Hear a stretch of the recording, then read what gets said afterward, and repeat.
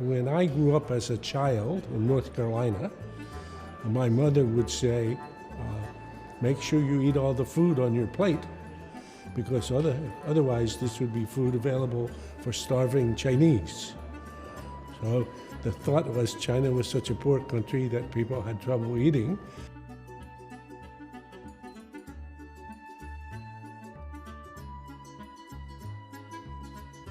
Well, China was a very poor country. China was actually a very poor country up until the 1990s even.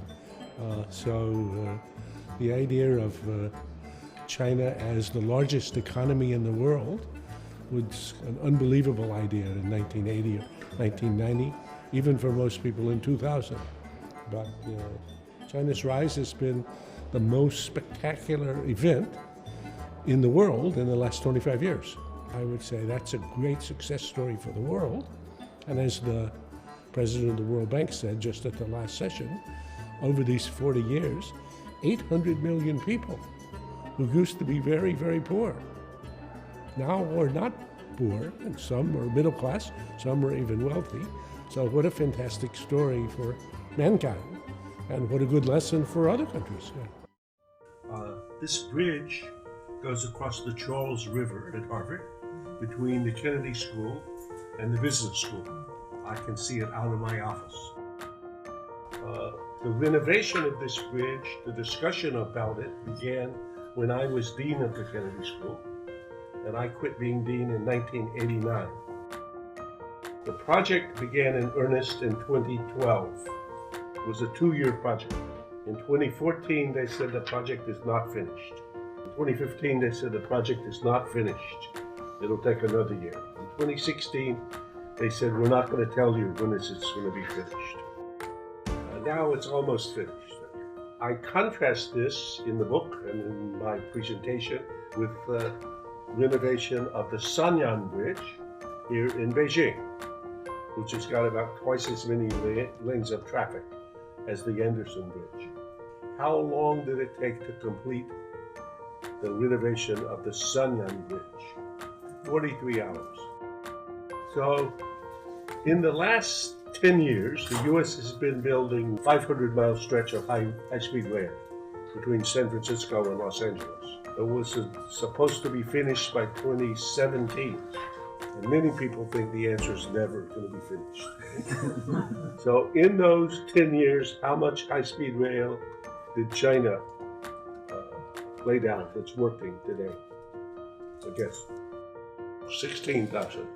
And before the 500 miles is finished in the U.S., how much more will be in China? Another 16,000 at least. So in my book, Destined for War, I have in the first chapter called The Rise of China. And I give a short version of a quiz that I give to my students at Harvard. And the question for the heading is called, when could China become number one? And students guess 2030, 2040, and then I show them a second chart which says already. China is already number one. So not only rival the U.S., but surpass the U.S., including as the largest economy in the world, measured by the best yardstick for comparing national economies, purchasing power parity. And then I'll give a little bit more details. So for me, the tweet size, the big geopolitical event of the last 25 years has been the rise of China. Never before has a nation risen so far, so fast, on so many different dimensions. In the book, I quote former Czech President Havel, who says, "Things have happened so fast, we haven't yet had time to be astonished." Is Thucydides' trap, which is a concept that I coined about 6 years ago, that's made itself rapidly into the policy mainstream. And the big question is the subtitle of my book, Destined for War: Can America and China escape Thucydides' trap? And actually,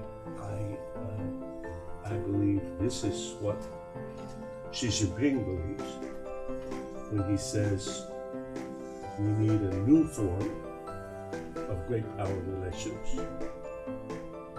What's wrong with the old form? I think what's wrong with the old form is that it frequently leads to war, which is not a good outcome. So we need to be imaginative, energetic, adaptive in creating some new form.